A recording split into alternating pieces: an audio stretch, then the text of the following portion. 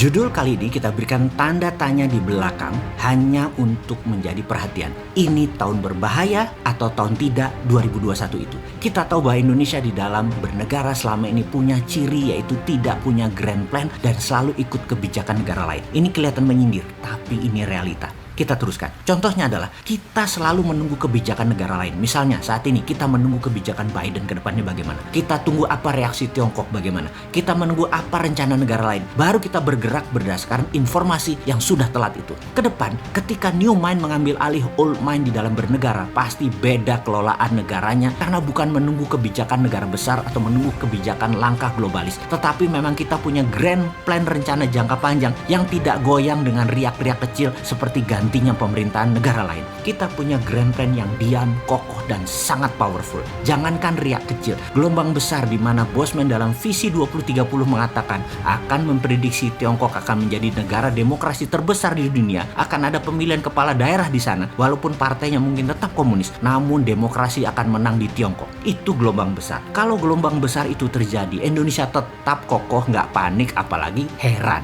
Bahkan ketika di tahun 2030 nanti dikatakan Amerika itu compang-camping bernegaranya, kita tetap kokoh dan menjadi negara pemenang. Indonesia tetap menang dengan kekuatan spice-nya dan mineralnya, ditambah kemampuan abdi negaranya yang mumpuni dengan new mind. New mind ini harus memiliki kekuatan membaca tentang masa depan, tentang tren, tentang market, tentang bergesernya hegemoni kepentingan, tentang alkemi baru, dan bagaimana mengantisipasi plus menciptakan counter alkeminya. Apa pemikiran new mind di tahun 2021 ini? Kita review sebentar apa yang terjadi, melanjutkan peristiwa di tahun 2020 yaitu kondisi ekonomi yang 2 kuartal minus dan masih akan berlanjut minusnya karena imbas COVID. Masalah kesehatan dan politik luar negeri global akan sedang tidak begitu bersahabat. Plus gerakan ketidakstabilan juga ada seperti gerakan Tiongkok versus Partai Amerika pasca Trump di mana zaman Biden merupakan mendung yang terus menggayuti dunia. Efek BUMN-isasi di Indonesia mengubah peta arus uang di masyarakat dan akan mengalami puncak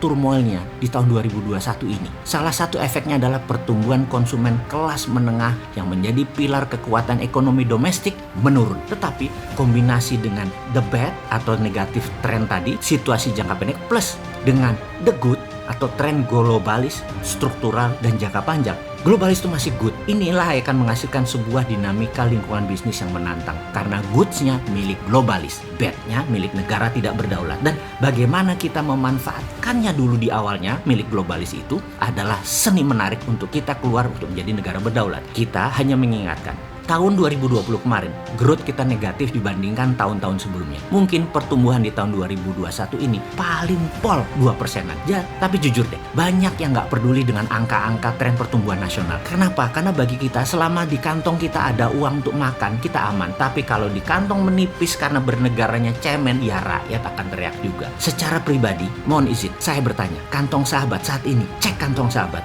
Jujur ya, menebal atau menipis? Kalau menipis, apa yang harus dilakukan? Kalau menebal, bagaimana menambah tebal lagi? Sebelum mengurai mikro, kita balik melihat dunia sebentar. Pemerintah Amerika di zaman Biden bukan lagi negara bisnis swasta, tetapi negara berbisnis. Model VOC, swastanya di backup militer. Amerika di zaman Demokrat, swastanya agresif keluar negara Amerika dan tentaranya adalah kekuatan negara menekan negara lain. Kalau new mind tidak akan tinggal diam menunggu mereka bereaksi begitu. Lebih baik agresif melakukan hal yang sama. Swasta nasional di backup oleh negara. Sama seperti Tiongkok lakukan saat ini. Negara penekan, BUMN Tiongkok memanen. Sekali lagi, negara menekan, BUMN Tiongkok memanen. Tiongkok yang masuk duluan negaranya ke pit stop di masa COVID akan menjadi negara terdepan keluar dari pit stop di tahun 2022 dengan engine nyala penuh. Dan apa yang akan Tiongkok lakukan dalam waktu 1-2 tahun ini? Kita lihat sebuah fakta. Tiongkok adalah negara dengan debt hutang terbesar. Ghost town,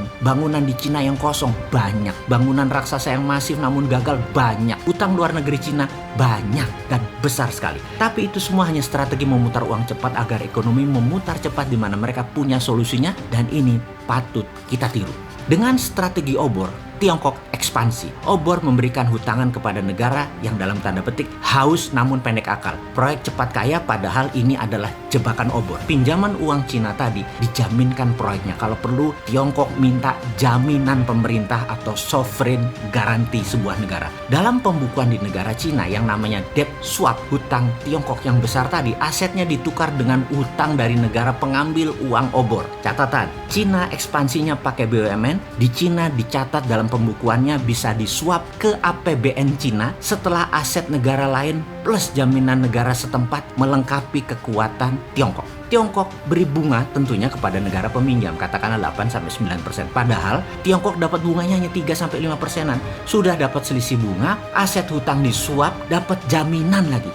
Sempurna sekali cara mereka bernegara. Dan Indonesia terpesona, Bo. Diambil loh bullshit itu sama satu pejabat. Kita kena bunga tinggi, kena trap jebakan aset yang nanggung rakyat semesta hingga anak cucu. Dan pastinya 2022-2033 akan kerasa banget karena cash flow kita menipis. Indonesia di masa ekonomi bust karena kebijakan tidak pro pengusaha sekarang menghadapi risiko besar di tahun 2021 ini. Kebijakan peningkatan pajak dan pemangkasan anggaran belanja Indonesia secara otomatis akan menimbulkan jurang fiskal atau fiscal cliff. Risiko besar dari kebijakan memangkas secara tajam defisit anggaran ini adalah akan terjadi kelangkaan peredaran uang di sepanjang tahun 2021.